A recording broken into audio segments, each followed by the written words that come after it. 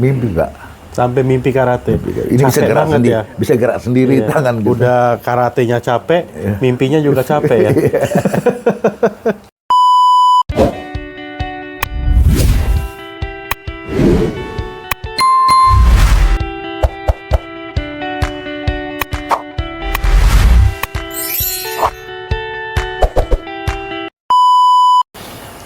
Baik, Assalamualaikum warahmatullahi wabarakatuh, teman-teman semua. Kita malam ini kebetulan kedatangan tamu yang sangat spesial. Nanti kita bincang-bincang ya. Beliau seorang ketua Dewan Guru PB Lemkari yang sudah sangat banyak pengalaman. Nanti kita bincang-bincang banyak. Kebetulan tadi kami habis beraktivitas di Sumsel, di Batu Raja. Setelah pelantikan dan kita ajak ngobrol, nanti kita berkenalan, kemudian kita gali pengalaman beliau, petuahnya yang mudah-mudahan nanti bisa menjadi manfaat buat teman-teman semuanya. Sebelumnya kita ucapkan selamat datang dan selamat malam dulu. Selamat malam. Terima kasih. Suseki, beliau adalah Ketua Dewan Guru PB Lemkari. Mungkin kita teman-teman pengen kenal dulu nih. Kita kenalan dulu. Mungkin bisa beritahu kami dulu nih nama lengkap, kemudian sekarang menjabat apa di Lemkari gitu. Baik, terima kasih Pak. Jadi nama saya Hari Taning. Kebetulan posisinya sekarang ini Ketua Dewan Guru PB Lemkari dengan tingkatan dan 9. Jadi ini juga kepercayaan Pak. Jadi dari adik-adik itu untuk kita bisa kembangkan perguruan ini secara teknik. Gitu. Baik. Ya, ini Suseki kami pengen tahu tuh. Terjun pertama kali di karate ini dulu tahun berapa? Saya mulai aktif itu tahun 68 Pak. Tahun 68? Iya. Bisa nggak ceritain sedikit kenapa momen pertama kali kenal karate atau ingin karate itu siapa yang mengenalkan dan apa yang membuat Suseki itu jatuh cinta sampai sekarang dari tahun 68 ke sekarang? Mungkin kami dibikin pun belum itu. Mungkin orang-orang tuanya juga belum ketemu tahun 68 itu. Nah, kira-kira apa yang membuat waktu itu? Pertama waktu itu kan yang lagi eranya judo Pak. Judo rame-ramenya, kemudian kita di daerah itu ada istilahnya kuntau. Kuntau ya. Jadi kebetulan guru kami ini Kang Idar, dia ngelatih kita kuntau. Kebetulan beliau itu kan orang tuanya itu wakil panglima dulu. Di Sulawesi Selatan. Oke. Beliau juga ini yang akhirnya kuliah di Bandung. Itulah murid-muridnya salah satunya di Kang Iwa dari sekarang BKC. Kemudian ada Tarung Derajat, itu juga murid beliau tuh. Jadi ini kita generasi lama sebenarnya Pak. Jadi waktu Kang Idarnya berangkat kuliahnya ke Bandung. Kosong kita. Datanglah abangnya, kebetulan kakaknya dia Bakti Ristorus ini datang ke Makassar. Kami dititip sama Kak Idar ini, tolonglah murid-murid saya itu diteruskan. Nah orangnya kan kecil, kami lihat, dia bilang coba antar saya keliling ini karate yang ada sekarang ini cuma baca dari buku. Karena setahu saya setiap gerakan itu ada namanya Pak. Iya. Jadi karena badan beliau kecil, saya lihat ini nggak ada, kita lawan lah, ya kan. Terakhir setelah dia latih kita, kemudian beliau dari Jepang Pak. Oke. Jepang, dan makanya beliau dekat juga sama Sensei Sabet sama Sensei Anton. Jadi dia bilang, ayo latihan karate. Kita acuh-acuhkan Pak, karena orangnya kecil Pak. Terakhir beliau katakan, ayo kita komite. Apa itu komite? Ditantang nih gitu. Apa komite? Ya sudah kita mulai buka kembangan Pak. Begitu kembangan, beliau cuma sekali gerak aja. Kena, saya ingat betul, kena di mata saya itu persis. Dia kontrolnya bagus. Jadi mata itu tidak bengkak tapi berair, nggak bisa kebuka itu Pak. Dan saya nggak bisa lihat gerakannya. Disitulah saya lihat, waduh ini permainan berbahaya sebetulnya ini. Oh gitu. Nah, kami tertarik, jadi kami belajar. Apa ini? Jadi dipelajari gitu ya? Iya. Ilmu apa ini? Bela diri baru gitu. Tapi memang kita kan sudah bikin waktu itu karate di film Pak. Oh di film, ya. Ini ya setelah kami dalamin, dan zaman itu memang susah Pak. Kami masih ingat, kami untuk ujian bahan sabuk hijau aja, kami sabuk putih itu 4 tahun Pak. Nah ini menarik ini. Bedanya dojo zaman dulu sama prosesnya sama sekarang nih ya. Kalau dulu itu kita basic Pak. Basicnya itu ketat. Tidak boleh salah. Ya, posisi kaki apa sampai detail. Kalau sekarang saya lihat pelatih kurang detail ya. Asal jalan aja yang penting. Kalau dulu kita jadi benar-benar teknik. Iya, kita nggak boleh salah Pak. Ya. Karena saya ingat waktu itu pesan pelatih kami itu, guru kami, kalau kita ngelatihnya salah, setelah sekian lama akan tumbuh otot. Dan otot ini otot yang salah. Untuk merubah itu perlu waktu. Oke. Pelatihnya juga buang waktunya, kita juga merubah itu juga setengah mati Pak. Jadi kalau sudah salah di awal, itu merubahnya sulit nanti. Karena dia sudah keras gitu. Itu pun kami ujian itu, bayangin naik kapal laut Pak. Dari Makassar naik kapal laut, turun Surabaya naik kereta api, ke Jakarta baru ujian untuk ujian Q aja. Berapa lama perjalanan untuk ujian Q? Perjuangannya Pak. Iya. Jadi itu betul-betul waktu itu memang karate itu, kalau sekarang kan memang arahnya ke sport. Ya. Waktu itu sebutnya tarung Pak. Kalau kumite itu tarung sebetulnya. Gitu. Ada momen-momen dulu yang pernah apa istilahnya melekat ya, yang berkesan, yang teringat sampai sekarang. Momen-momen karate waktu dulu yang mungkin dialami. Banyak Pak sebetulnya. Jadi saya punya idola dulu, senpai saya itu, idola saya itu Ronald Pate Nasarani. Beliau masih hidup sekarang Pak. Beliau lah yang mulai setara bangkitkan kita semua di Lemkari itu soal teknik. Oke. Beliau kan dulu di UKI Pak, UKI. Dan mencetak banyak juara. Nah ini momen apa yang berkesan dengan beliau? Suseku. Jadi beliau punya pengajaran gini. Ini teknik dia berikan, teknik. Tapi setiap teknik yang dia berikan, dia juga berikan antinya. Ibaratnya racun, ini anti racun. Oke. Yang tahu itu kita. Kalau sekarang kan cuma misalnya teknik. Dulu zamannya Kisami itu yang jab ya Pak. Itu waktu kita bertanding itu belum dapat poin Pak. Cuma istilahnya teknik Gyaku aja kan. Sedangkan kita dilatih nih Kisami. Oke. Pak, tapi itu latihan sampai ribuan kali Pak. Ribuan kali. Jadi kalau sekarang saya lihat anak-anak itu tidak tahan kayak kita model dulu. Kita latihan ribuan kali sampai tidur pun mimpi Pak. Sampai mimpi karate. Ini bisa gerak sendiri, ya? Bisa gerak sendiri tangan. Gitu. Udah karatenya capek, mimpinya juga capek ya.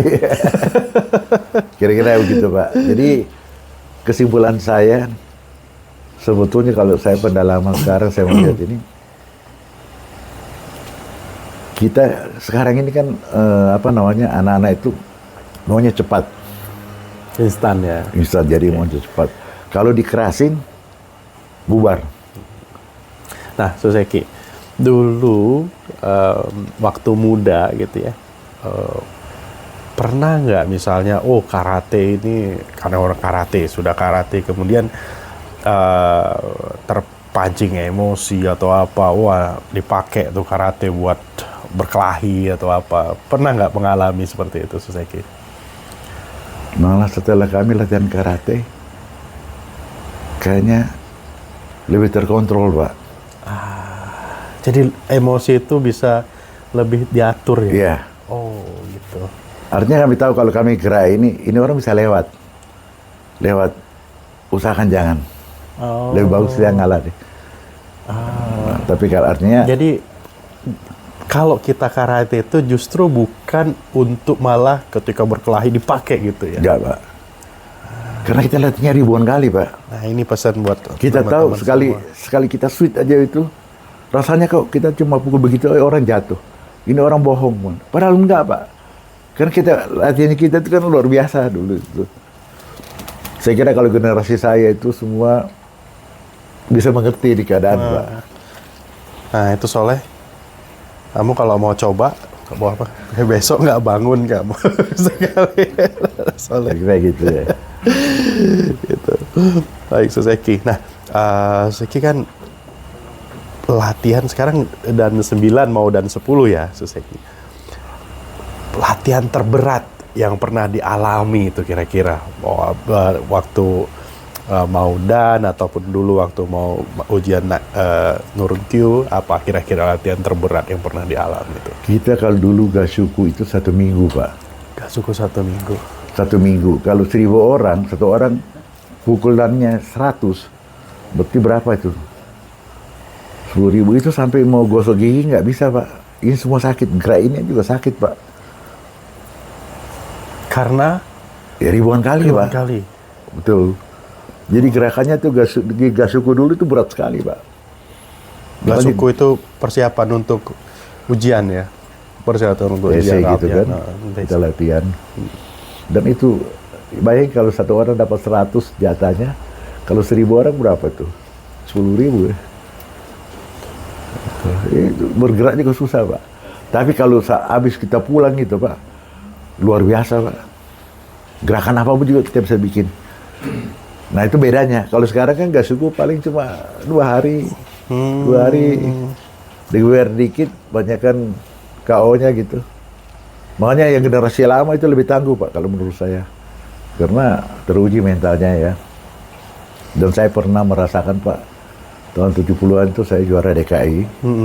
Kemudian pada waktu itu saya nggak ada bisa kasih ingat. Karena namanya kita juara ya. Kalau orang mau ngomongin kita cuma lihat, apain lu urus saya kayak gitu kan.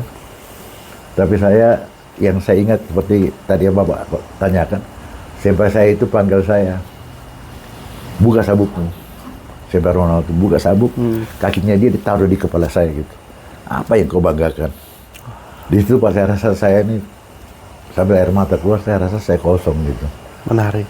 Itu sudah sabuk Hitam. Oke. Jadi Menarik itu.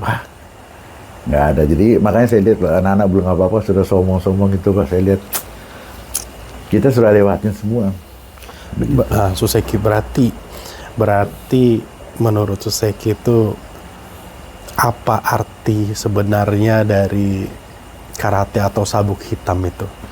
Jadi apakah sabuk hitam artinya kalau sudah sabuk hitam gitu ya, atau teknik harus bagus, atau apakah ada arti khusus buat Suseki ini? Kalau menurut saya gini, Pak, kalau ibarat saya dari rumah datang ke tempat latihan dojo, itu hitung-hitung saya sabuk putih sampai sabuk coklat. Pas di depan pintunya dojo itu saya dan 1. Saya masuk ruangan itu baru saya mulai belajar. Realnya belajar karate itu mulai dan 1, Pak. Kalau putih sampai coklat itu basic aja. Oke. Nah sekarang banyak yang putih sampai coklat itu sudah istilahnya karena banyak YouTube barangkali yang belajar itu ya. Kita dulu, jadi kita pendalaman, Pak. Jadi filosofinya itu dan 1 tuh baru mulai.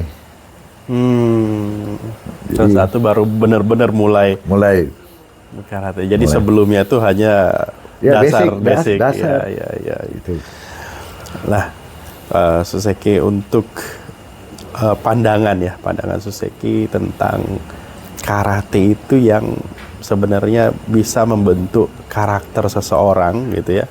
Bukan cuma untuk bertarung atau berkelahi, tapi membentuk karakter. Bagaimana, ada nggak pengalaman misalnya punya kohai yang ternyata tadinya lembek, ketika ikut karate mentalnya jadi kuat, atau berpandangan Suseki seperti apa? Kalau menurut saya begini, Pak. Karate ini, orang nggak main karate juga bisa berantem, Pak. Oke. Itu 1. Dengan karate, sebetulnya kalau saya melihat ini membentuk karakter. Dia ada leadership di sana, Pak, kepemimpinan.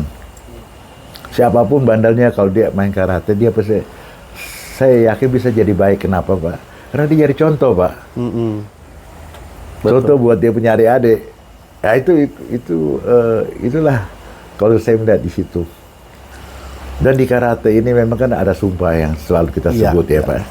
Nah, kalau kita singgung sedikit sumpah karate ini, saya lihat banyak karateka yang salah memaknai, Pak. Contoh misalnya sanggup memelihara kepribadian. Nah, ini banyak yang kalau pribadi saya jelek, saya jaga dong. Di mana-mana musuh, Pak.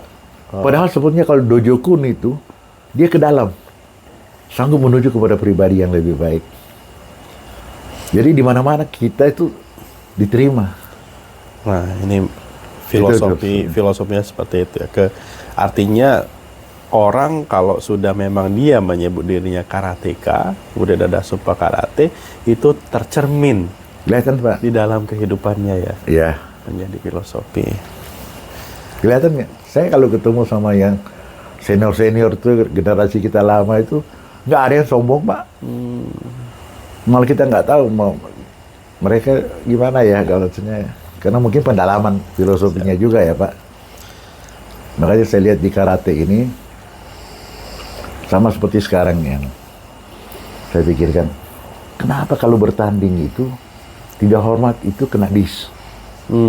Nah itu kan sebetulnya disnya itu kan putusan kejam, Pak. Anak mau main kayak apa bagusnya, Iya. anak kalah. Ternyata disitulah begitu kerasnya karate itu mendidik orang untuk merendahkan diri, Pak. Dan saya pikir kalau saya guru, kalau anak saya sombong juga, mana saya mau ajarin, Pak. Ya kan? Ada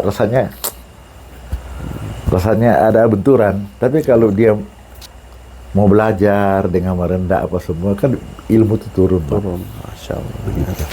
Ya, bagus sekali itu. Dengerin Pri ya, Pri. Nanti kalau mau ikut karate ada teman-teman, maka karate itu kata Seki tadi adalah bisa mendidik karakter dan tercermin tuh dalam kehidupan sehari-hari. Jadi nggak cuma gagah-gagahan. Kalau gagah-gagahan percuma, semua orang bisa berkelahi ya. Tapi membentuk karakter, leadership, kemudian rendah diri, rendah hati gitu ya. Jangan usah sombong gitu. Menarik sekali. Nah, Suseki, kemudian kita masuk ke dalam Lemkari ini ya. Menurut Suseki itu tantangan terbesar sekarang pada karate, organisasi karate, terutama Lemkari ini pada masa-masa dibandingkan dulu dan sekarang, dan tantangannya sekarang seperti apa kira-kira? Pak, perguruan ini dulu kita besar, Pak. Saya bisa bilang besar karena saya bisa rasakan. Saya masih ingat teman saya Roni dalam kari, dia di Jerman. Sensei Frans Tentang dalam kari itu di Swedia. Saya di Afrika, Pak. Sensei Gustav almarhum itu di Brunei. Ya, kemudian Saleh di Malaysia. Artinya kita di Lemkari perguruan ini itu sudah internasional juga, Pak. Internasional, ya, pengalaman internasional, mengajar bahkan di internasional ya. Jadi cuma ya memang ada masanya, sesuatu kalau sudah terlalu besar kan banyak yang merasa hebat. Itu saya pelajari, Pak. Jadi terutama barangkali begini, Pak. Saya melihat nih, ini versi saya. Kenapa karate itu selalu ribut? Yang orang pertanyakan. Wah, ribut melulu. Setelah saya pelajari, karate ini melatih ada dua. Ada mental, ada teknik, Pak. Selama orang mentalnya belum cukup, masih bisa diatur. Tapi kalau mental cukup, tekniknya belum cukup, masih bisa diatur. Tapi kalau dua-duanya ini penuh, itu dia mandiri. Nggak bisa, Pak, nggak bisa diatur. Dia akan lepas. Itu cirinya. Jadi karate ini membentuk karakter itu, Pak. Manusia mandiri sebetulnya. Jadi kalau dia sudah level itu ya memang sudah nggak mau diatur. Nggak mau diatur. Tapi makanya ditekankan hatinya lembut semua, Pak. Jadi kalau mau apa namanya, kita Bali gitu ya. kita sentuh hatinya, dia pasti kalah, Pak. Tapi kalau bicara break itu tidak akan habis, Pak. Jadi saya melihat apakah kita di Indonesia ini suka ribut-ribut. Coba saya lihat di Jepang, sama juga, Pak. Sama ternyata. Juga. Oh. Jadi ternyata bela diri ini tidak pernah ada kan mau dipegang, Pak. Karate mana ada teknik yang mau dipegang? Nggak mau, Pak. Jadi memang cirinya melatih orang untuk mandiri. Nah ini banyak yang tidak bisa mengerti ya, Pak. Kayak saya bilang sekarang kan di Forky juga itu kan, saya singgung sedikit, maaf ya Pak, Forky. Banyak perguruan ribut. Dengan saya kemarin juga ngelatih di Afrika itu 5 tahun. Saya melihat di sana kan sifatnya profesional, Pak. Saya latih di A, B, C, D. Saya buka dojo sendiri, bebas saya. Nah di sini kan ada kita punya organisasi. Jadi kalau ibarat saya begini, Pak. Waktu kita baru merit, punya anak 1 bayi, kita tinggal di BTN. 1 kamar atau 2 kamar cukup, Pak. Karena baru merit. Iya kan? Ketika banyak anak. Ya. Sekarang anaknya sudah pada dewasa, sudah merit, masih tinggal di BTN. Kan ribut, Pak.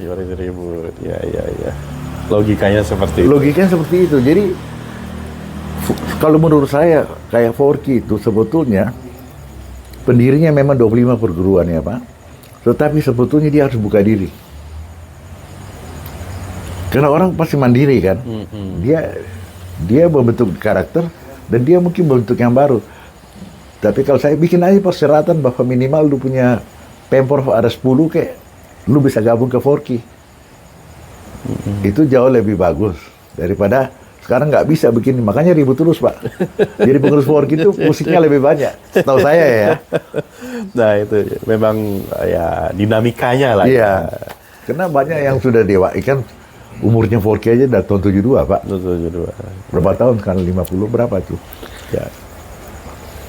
Nah, Suseki, kami juga pengen tahu nih pandangan dari Suseki terhadap Lemkari, perannya Lemkari dalam membentuk karakter anak muda ataupun Indonesia lah secara umum. Kira-kira berdampak nggak? Pak, kalau saya ingat-ingat, saya melihat tuh yang latihan karate itu, artinya di perguruan ini udah banyak, Pak, mencetak leader-leader, Pak. Coba karena kita tidak monitor secara dulu sistem yang sistematis ya. Kita nggak tahu, tapi kalau kita ketemu ternyata memang basicnya gitu. Oh. Jadi memang saya lihat ini olahraga bagus buat kita di Indonesia sebenarnya, ya, pengembangannya. Terutama kita di perguruan ini sekarang ini, kebetulan saya jadi ketua Dewan Guru, kita bikin nyaman lah perguruan. Ya. Karena menurut saya sekarang terakhir saya pikirkan ini hobi, Pak. Ya. Hobi itu harus senang. Bukan hobi pakai ribut kan. Jadi ini banyak yang salah persepsi. Iya. Nah, oke. Kita kembali ke pengalaman waktu pernah ke Afrika ya? Madagaskar ya. Madagaskar. Pengalaman di sana yang paling berkesan itu apa kira-kira? Bahasa, Pak. Bahasa. Mereka pakai bahasa lokal gitu. Bahasa Prancis, Pak, sama Prancis sama bahasa lokal. Nah, ini penyampaiannya. Jadi saya bilang, saya melatih bahasa pengantar itu saya pakai bahasa Indonesia, Pak. Oke. Jadi mereka paham itu. Jadi kalau mereka dibilang kalau kita nggak ngerti, ya kau nggak naik lah, ya kan? Oh. Jadi mereka juga belajar bahasa Indonesia, Pak. Saya belajar juga bahasa mereka gitu. Iya. Selain itu apa ada pengalaman yang berkesan di sana, ada dapat ya teman-teman baru, saudara gitu? Banyak, Pak. Banyak, Pak. Artinya karate ini pun bisa dia mendunia, Pak. Mendunia ya, mempererat juga hubungan persahabatan, nggak pandang ras, nggak pandang suku, nggak pandang bangsa gitu ya. Kalau sudah. Jadi saya punya kesimpulan ilmu apa aja ya. Kebetulan saya kan senang di karate ya, Pak. Jadi ilmu apa aja asal kita serius, dia bisa bawa kita jalan-jalan. Saya karena karate, saya sudah melihat Seychelles, La Réunion, Mauritius, ya kan? Ya, otomatisnya Madagaskar. Itu sebesar Pulau Sumatera yang terdiri dari 5 pemprov, provinsi. Saya sudah keliling itu. Sana kemudian sempat ke Belanda Pak juga. Ke Belanda. Prancis, saya sempat belajar sama Tajikashi Sensei. Dan saya kemudian sempat ke Yugoslavia, Pak. Yugoslavia, wah negaranya sudah nggak ada. Saya 2 minggu sana. Itu gara-gara apa, Pak? Karate. Karate ya, 2 minggu. Jadi, melatih atau latihan bersama ya. atau melatih ya? Jadi ilmu ini apa aja terus kita serius, saya lihat. Makanya sama adik-adik apa saya bilang, kalau sekali lu terjun di sini, pelajari yang dalam gitu. Oke. Nah, menarik nih, pelajari yang dalam. Kira-kira saran Suzuki terhadap karateka muda ya, agar nggak cuma jago teknik, tapi juga mungkin berkualitas ya, lebih berkualitas. Itu seperti apa untuk yang cocok untuk anak karate zaman sekarang gitu? Kalau misal dikerasin kan udah nggak bisa nih. Seperti apa kira-kira? Sekarang ini kalau kita lihat ini, karate kita harus bikin fun, Pak.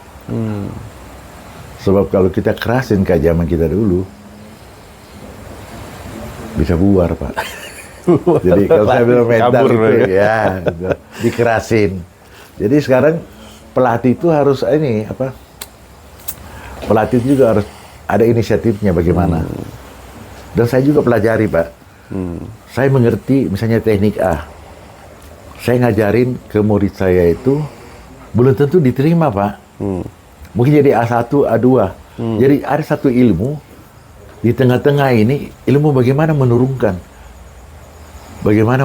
pikiran kita kepada murid yang bisa dia pas. Itu juga harus kita pelajari. Nah, ini juga, pelatih banyak yang tidak masuk di sini. Nah, ini juga masukan buat teman-teman yang melatih nih. Oh, nggak cuma kita memaksakan apa yang kita ingin ya, tetapi bagaimana menyampaikan itu supaya bisa diterima. Betul. Bukan cuma disampaikan, tapi bisa diterima gitu ya. Otomatis kita pelatih harus berikan contoh. Ini loh sebutnya ini kita buktikan. Betul, saya begitu, Pak. Kalau satu teori saya nggak bisa buktikan, saya nggak mau ngajarin, Pak. Jadi itu salah satu saya lihat metode. Ya. Nah, kemudian kita tadi sudah bercerita banyak tuh ya, pengalaman dan lain-lain juga tentang Lemkari. Soalnya ada yang mau tanyain, enggak? Ini agak santai nih, Suzuki.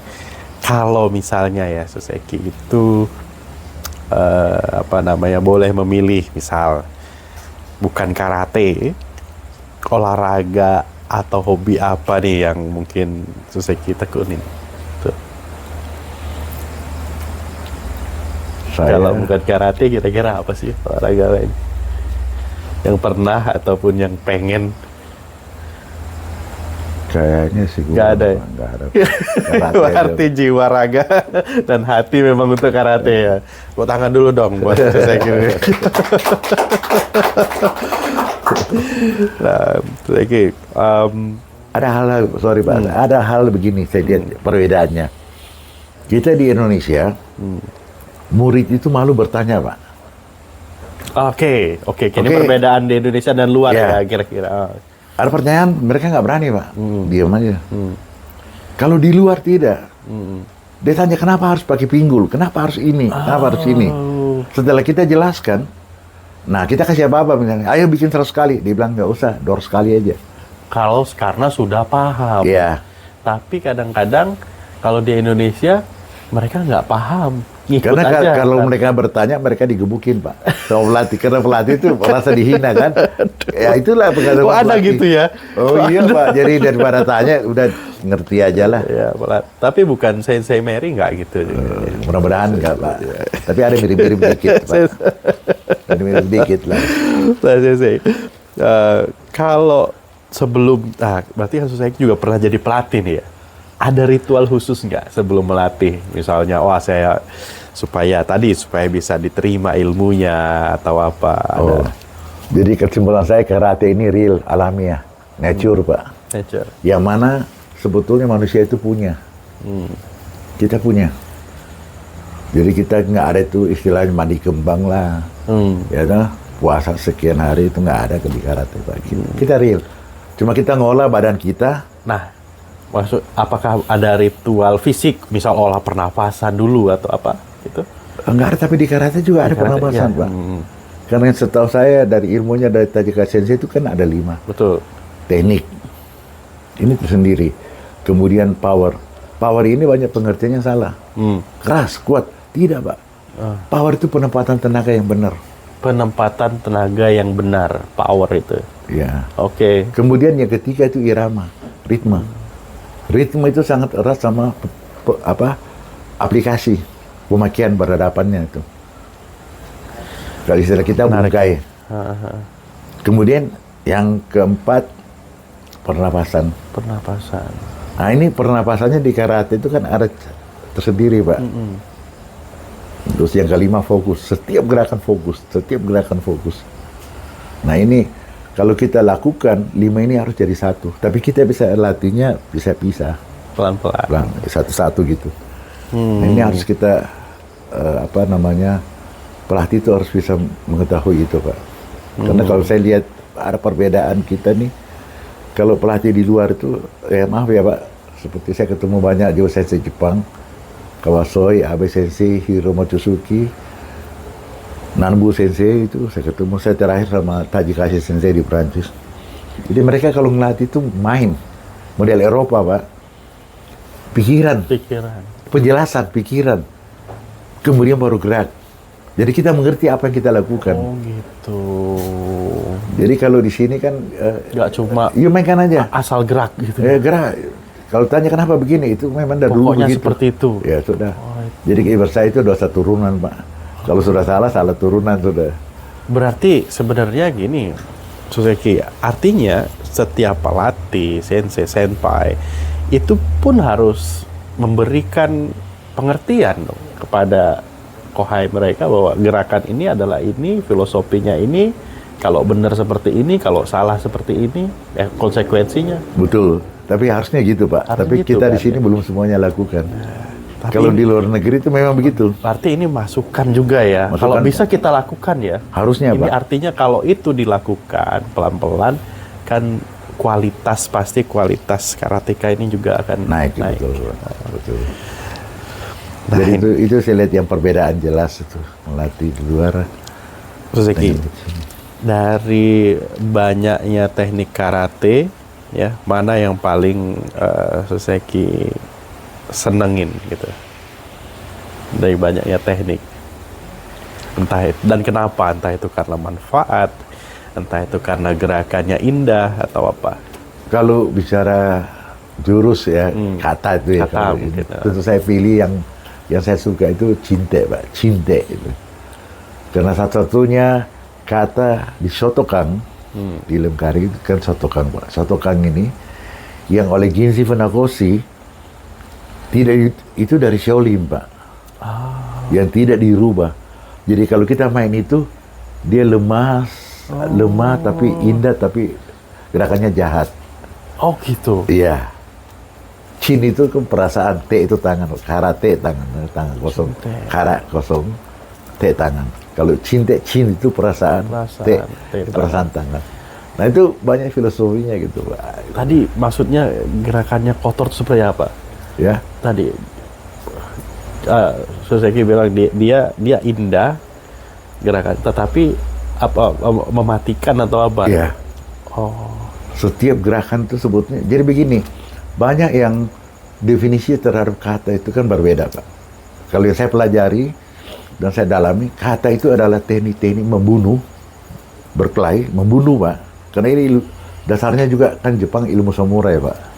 Keras sebenarnya. Dia harus sekali gerak, selesai lawan. Oh, oke. Jadi teknik-teknik membunuh yang tidak berhubungan satu sama lain, tetapi dirangkaikan oleh master untuk dipakai sebagai sarana latihan. Kata itu berkelahi, Pak. Jadi bukan gerakan untuk keindahan, bukan. Bukan menari. Bukan, Pak. Nah, kalau kita mengerti itu, kita latih itu rohnya kata itu keluar, Pak, auranya. begitu. Itu kalau pekerjaan saya. Nah, menyambung itu, Soseki, Sensei, pertanyaannya agak sedikit ini nih. Pernah nggak terpaksa pakai teknik karate di luar dojo?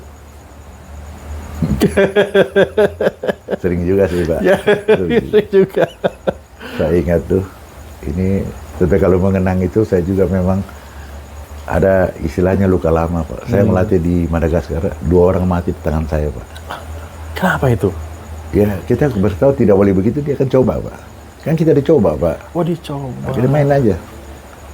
Begitu. Tapi itu ternyata kalau sampai kita lakukan itu, kita bawa penyesalan juga lama, Pak. Kalau Bapak lihat saya sekarang banyak bercanda apa semua, itu karena saya sudah lewatin hal itu. Sudah lewati, Mas. Berarti memang perjalanan Soseki dulu karate itu panjang dan manis, pahit, semua sudah dialami ya. Sudah, Pak, sudah. Mas, jadi apa istilahnya, memang membuktikan ya dengan Ya. dengan realita pengalaman gitu ya. Kita dibentuk juga istilahnya kalau gasuku itu kan memang mental, Pak. Jadi memang disitulah kita teruji situ. Teruji mentalnya. Iya. Baik. Nah, ini terakhir nih, Soseki. Tolong kami berikan beberapa nasihat ya untuk karateka Indonesia, terutama dan juga anak-anak muda. Itu pesan nasihat agar kami juga bisa kuat mental tadi, berkarakter itu, dan juga tetap humble ya, atau rendah hati. Kira-kira apa nih? Kalau saya melihat ini, saya melihat memang saya sendiri pelajari karate ini tidak habis tekniknya, Pak. Istilahnya saya kalah di umur. Tetapi ini saya lihat ada terbagi. Kalau karate sekarang banyakkan pelatih itu larinya ke sport. Dengan ke sport, otomatis dia ngelatih, dia juga akan kurang latihan. Kenapa? Karena dia merasa saya kan tidak perlu bertanding lagi. Gitu. Ini masalahnya. Tapi kalau dia larinya ke budo, karate itu, dia merasa kurang sekali, Pak. Karena banyak sekali harus dikupas di sana. Filosofinya, bagaimana kita ritmenya, apa semua itu kan pendalaman semua, Pak. Dan ternyata itu saya pikir ya sudahlah. Dan Ternyata, anehnya makin kita pendalaman makin kita rasa kosong, Pak. Jadi pertanyaannya buat apa kita mau merasa itu aku hebat? Hebat. Ya. Ternyata makin kita pelajari, makin gak ada apa-apa Ya, sebenarnya kita. kayaknya sama bahasa, Pak. Kayak bahasa Inggris, kalau kita cuma tahu good morning aja rasanya thank you itu sudah pintar aja kan. Tapi begitu kita mulai kursus bahasa Inggris, ternyata banyak banget. Ternyata pas dibawa ke Inggris nggak ngerti juga kalau begitu. Sama nih karate. Jadi kalau yang berebut tuh rasa diri hebat, saya biasa senyum aja, Pak. Tuh nggak lewat aja kayak kita dia kan. Jadi ya itulah. Nah kalau untuk mau maju, kalau memang saya pikir anak-anak muda ini kalau memang kalian sudah di karate ini, perdalam ini ilmu. Dan ini ilmu bukan cuma untuk latihan karate. Dia itu sinkron sama kehidupan, Pak. Misalnya nih, anak-anak bertanding. Saya sering ngomong sama orang tuanya, jangan pikirkan paksa anak-anak menang. Dia turun bertanding aja bagus sekali. Kenapa, Pak? Bayangkan anak-anak itu bertanding, dia berdiri di tengah lapangan, aula begitu besar, penonton begitu banyak, ada supporter yang teriakin dia, ada dia punya lawan, ada wasit juri yang ikut penilai menekan, dan dia berdiri di tengah lapangan sendiri. Dia harus selesaikan masalahnya 3 menit. Iya. Itu kan sama dengan kehidupan, Pak. Iya. Orang tua tidak bisa sentuh, pelatihnya pun nggak bisa sentuh. Dan dia harus berdiri, selesaikan masalahnya. Itu pelajaran besar, Pak. Itu filosofinya di balik pertandingan itu. Jadi banyak orang tua bilang, aduh anak saya begini. Biarkan, Bu, jangan pikirnya menang, suruh dia turun bertanding. Bukan menang kalah itu ya. Ya, begitu. Jadi ini kan banyak yang biasa pengertian salah kan. Kalau bertanding itu harus menang. Harus menang. Enggak lah. Itu Karena dia belajar mengatasi, Pak. Mengatasi dan menghadapi situasi ini ya. Karena saya juga startnya kan dari atlet, Pak. Kita waktu bertani tahun 78, Apuko itu di Jepang, di Taiwan, Taichung itu. Kita Indonesia kan juara 3, Pak. Waktu itu ke Brugu sistem.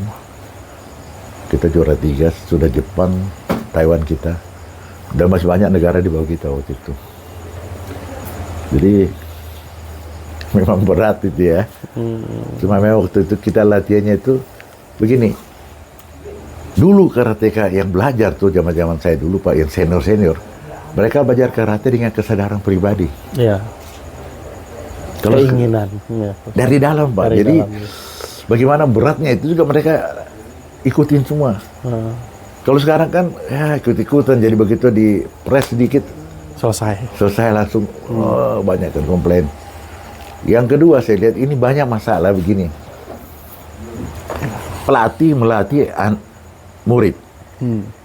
Setelah murid mulai juara-juara, orang tua mulai ikut campur. Dia tidak lepas ke pelatihnya, terserah ke punya anak. Orang tua ikut campur, Pak, ini. Oh, jangan dong, anak saya kan begini. Akhirnya pelatih mulai hambar, Pak. Iya. Nah, dia hambar, ya sudahlah, lu jalan. Nah, mulai anak itu yang tadinya bisa melejit, turun. Gitu. Konflik. Oke. Kalau saya lihat itu. Kemudian ada lagi poin saya lihat, biasanya kita itu di dalam negeri itu hebat, Pak. Begitu keluar kan bisa kalah. Ini mungkin juga ada pertanyaan kenapa bisa. Karena begini, misalnya ini, si A melatih murid. Misalnya Bapak melatih si A. Bapak kan tahu karakternya, Pak. Iya. Tahu karakternya ini, anak ini apa ini. Jadi,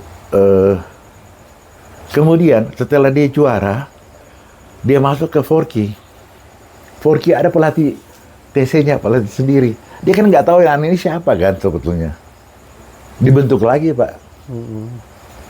Jadi bukannya tambah bagus, malah tumpu tekniknya. Iya, berubah. Berubah dia. Harusnya pelatihnya itu siapa yang dia juara, itu terus. Itu terus yang megang terus. Karena dia tahu nih anak seperti apa gitu ya. Kan di karate itu kita belajar, Pak. Istilahnya gini. Ada istilahnya sen no sen, ada go no sen, ada tai no sen. Itu istilahnya begini. Karakter, Pak. Kalau saya kasih contoh analognya begini. Kalau Pak Ustadz gue tugaskan jadi debt collector, kemudian preman gue suruh urus masjid, kira-kira saya bosnya berapa persen berhasil, Pak? Jangan kita marah kalau dalam masjid ada kartu domino, Pak. Ada botol bir. Ya kan? Ya, karena yang memang karakternya. karakter dia. Ya. Pak Ustadz mau nagih, dia ada berdoa dulu. Mudah-mudahan yang ditagih nggak ada di tempat, biar gue laksanakan tapi gue tidak salah gitu kan. Iya, iya. Jadi itu di karate itu ada karakter. Yang kalau kita contohkan, teknik buat sen no sen itu ratusan, Pak. Teknik buat go no sen itu ratusan. Nah, pelatih yang jeli, dia bisa lihat karakter anak ini. Ini di mana tempatnya? Dia harus belajar ini. Kalau zaman dulu itu orang tua kita bilang gini, kamu belajar silat ya, jangan sama Pak itu. Kamu belajar sama Pak itu. Ya kan dulu gitu. Kenapa, Pak? Sana. Karena orang tua tuh tahu karaktermu sama dengan sana, dia bisa atasi itu. Gitu. Di karate ini ada, Pak. Oke. Jadi kalau salah juga, maka ya itu tadi ya bisa berbeda kan? Berbeda. Makanya saya juga heran. Bagus-bagus itu tiba-tiba keluar tuh tewas semua. Kan ada masalah ini pasti. Ya. Begitu. Dan di karate kan banyak istilahnya, Pak. Ada istilahnya, kalau bicara kumite ini, ada istilahnya saya masih ingat tuh, Misu no kokoro, Suki no kokoro. Misu no kokoro itu berlaku seperti air yang tenang. Maka sinar rembulan itu jelas nampak. Jadi kalau turun bertanding, kalau kita tenang, hadapi masalah, kita bisa jelas, kita bisa lihat tuh apa yang harus kita lakukan, Pak. Di karate kita belajar tuh, Pak. Kalau Suki no kokoro tidak boleh panik. Kayak contoh speaker ini. Speaker harus lemah, kita colokkan ke listrik. Kan selesai dia bunyi, nggak bunyi lagi kan. Konslet ya. Jadi kalau kita panik, otak tidak bisa perintahkan saraf dengan otot untuk bergerak, Pak. Oh, artinya dalam komite pun tenang. Tenang, dia rileks. Relax. Nah, itu kita belajar Pak di situ. Nah ini yang luar biasa. Itu luar biasa, benar itu luar biasa. Nggak semua orang memang bisa, karena apalagi komite tempo tinggi. Wah, Bayangin gitu 3 menit Bapak harus, 3 menit harus Bapak selesai, harus terus tenang, poin, rileks, gitu ya. pikirkan, ya kan? Iya. Itu Tekanan besar. Tekanan besar. Luar biasa. begitu. Jadi Nah, memang ini di juga karate banyak sekali yang kita Filosofi kehidupan gitu. Iya. Jadi walaupun banyak tekanan, nih Soleh dan teman-teman, walaupun hidup banyak tekanan juga harus rileks, tenang, santai. Walaupun belum dapat pacar sampai sekarang ya, tenang. Tapi ya. kalau dapat jangan lupa kita. Gitu. Ya, anak-anak mahasiswa ini harus saling tunjuk ya. Ya, Suseki Sihan, kami terima kasih banyak. Jadi mungkin Mungkin satu Pak, saya bisa ya. kasih masuk untuk di Sumsel begini Pak. Untuk pengembangan itu sebetulnya, kalau menurut saya, 1 tombak tapi 3 mata. Apa 3 mata itu? Bapak harus cetak pelatih sebanyak mungkin. Bapak kemudian berikan dia pengetahuan tentang perwasitan. Jadi program wasit juri itu harus ada. Wasit juri ya. Oke. Jadi mereka tahu peraturan. Kalau mau juara kan harus tahu peraturan, Pak, permainan. Nah hasilnya itu akan ada atlet. Banyak daerah cuma pikirkan atlet terus. Pelatih ini diabaikan. Pelatih dan perwasitan tadi diabaikan. Kalau seumpama saya jadi pelatih ya Pak, saya latih si A juara. Kemudian diambil sama Forky, hilang kan? Hilang. Ya. Nggak apa-apa lah, saya latih lagi 2 kali, hilang lagi. Ketiga kali, mungkin saya sudah nggak kuat juga Pak, sudahlah saya berhenti karate deh. Hilang Pak. Padahal kalau saya juga terikut, dikasih tanggung jawab untuk monitor terus, itu kita akan berkembang Pak. Oke. Ya itu kira-kira kalau... Jadi bukan cuma mencetak atlet ya, tetapi mencetak pelatihnya terus. Ya, jadi mungkin ada program, Bapak datangkan Dewan Guru untuk standarisasi bagaimana sebenarnya cara berdiri yang benar, ini semua yang benar. Tolong Sensei Mary, catat. Kemudian Bapak datangkan juga wasit juri, kita kan punya Pak, Sensei Wahid itu undang, dia kasih, kalau bisa mulai dari sabu coklat dah, kita ambil coklat hitam, ya kan? Nah, dia harus tahu pengetahuannya tentang wasit juri. Siap. Begitu. Siap, terima kasih banyak. Alhamdulillah nih, mungkin kita udah berapa lah ini? Udah hampir sejam ya, 40 menitan. Jadi terima kasih banyak Suseki Sihan, Ketua Dewan Guru PBLM KRI, yang kami hormati. Jadi tadi sudah memberikan beberapa banyak sekali ya pengalaman, petuah, masukan, filosofi yang mungkin nggak bisa kita dapatkan di buku-buku pelajaran gitu, karena ini pelajaran hidup, pengalaman beliau asli yang dialami gitu ya. Jadi teman-teman semoga kita dapat mengambil hikmah, mengambil pelajaran, dan apa petua-petua beliau tadi bisa kita laksanakan demi kebaikan kita semua, demi kelancaran dan pengembangan LM KRI di Sumsel khususnya, dan demi karate juga Indonesia pada umumnya dan anak-anak muda Indonesia pada umumnya. Sekali lagi Suseki Sihan, Haritani, kami terima kasih banyak atas waktunya berkenan malam-malam ini mampir tempat kami, dan jangan bosan, mungkin suatu saat mampir lagi. Dan kami mintakan lagi, tentu masih banyak yang belum disampaikan ini, yang petuah-petuah yang masih bisa di-sharing lagi. Mungkin lain kali kita lanjutkan lagi. Kali-kali terima kasih banyak. Terima kasih Pak. Terima kasih. Tepuk tangan dulu untuk Sensei. Assalamualaikum warahmatullahi wabarakatuh.